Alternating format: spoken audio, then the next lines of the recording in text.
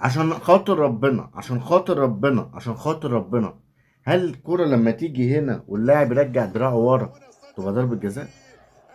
هل اي حاجة عن النادي الاهلي من اي بني ادم مستفز خلق ربنا على وجه الارض، بني ادم ما بيفهمش ولا كورة ولا مستوعب كورة، بيخش حافظ كلمتين وخلاص بيطلع يرددهم وخلاص، عامل زي البغبغان.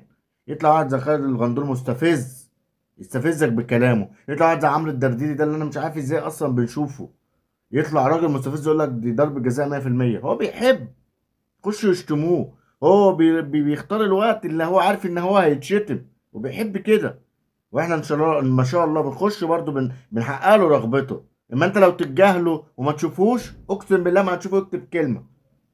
اي حد من العيال اللي ما بتفهمش بتتكلم للزمالك او صالح الزمالك او حتى لعب كوره انه يقول لك اي حاجه عن النادي الاهلي صح، يبقى ده بني ادم ما عمره ما مسك كوره لعب بيها في الملعب. لما الكرة تيجي هنا واللاعب يرجع دراعه ورا وبالعافية يا رب لازم تبقى ضربة جزاء.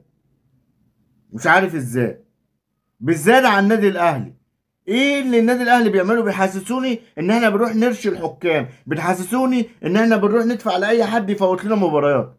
مجهود الفرقه ومجهود مدرب بيشتغل وبتبقى بتلعب في بطوله قاريه، احسن بطوله في القاره، وبتلعب باداء كويس، انتوا بتضيعوا كل تعب المدرب حتى وتعب تعب اللعيبه على كرة من وحي خيال تتحسب ضربة جزاء، واللعيبة دخلت ال 18 بعد ما شبير صدها، صد الكورة، وبرضه دخلوا لعيبة برضه الحكم مش هنا، هو مقرر انه يحسبها، هو مقرر ان الهدف يخش قبل ما يخش اصلا على النادي الاهلي. ليه ما تفهمش؟ عشان لاعب ملوش 30 لازمه طلع قال لك اصل الاهلي بيكسب بالحكام، ولا ناس بتقول كده مخلين العالم كله بيردد نفس الكلمه، خلاص خليته الناس حافظه مش فاهمه.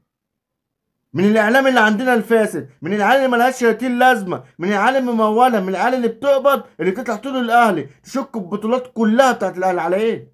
يا ناجح بالبطولات يلا انت فاشل، انا ناجح بكل حاجه انت فاشل، وعمرك ما هتجيبني وعمرك ما هتكون زيي عشان انت فاشل وبتعلق شماعتك طول الوقت على حاجات فاضيه.